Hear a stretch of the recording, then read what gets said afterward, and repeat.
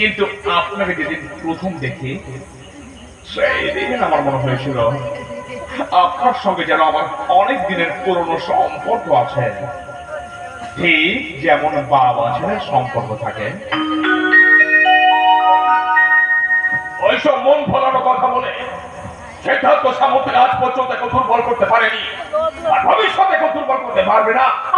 তোমার কি হয়েছে বলো তো? অঞ্জলি,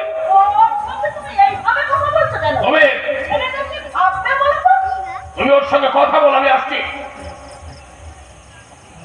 আর হ্যাঁ, ও কি চাই জেনে আমাকে বলবে।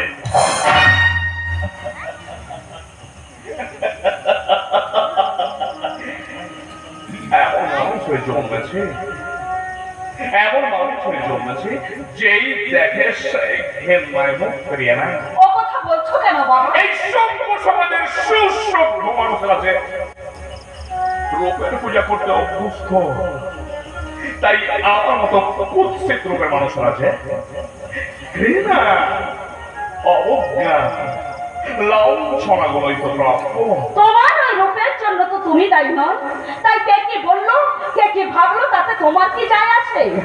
মাসিমা, অনেকটা পথ পাড়ি দিয়ে এসেছো বাবা, নিশ্চয়ই কিছু খাওয়ার সময় পাওনি। খেয়েছি মাসিমা, খেয়েছি। ওই সকালবেলা 1 গ্লাস নুন লেবু শরবত খেয়েছি। শরবতে কি আর পেট ভরে বাবা? মাসিমা, তুমি এইখানটা একটু বসো, তোমার জন্য আমি একটু মিষ্টি নিয়ে আসি। হ্যাঁ বসো। হ্যাঁ, ঠিক আছে। মায়ের স্নেহ কাকে বলে জানি না, তবে ওই মাতৃসুলভ মহিষী নারীকে দেখে আমার মনে হচ্ছে মায়ের ভালোবাসার চেয়ে বড় এই পৃথিবীতে আর কিচ্ছু নেই, কিচ্ছু নেই।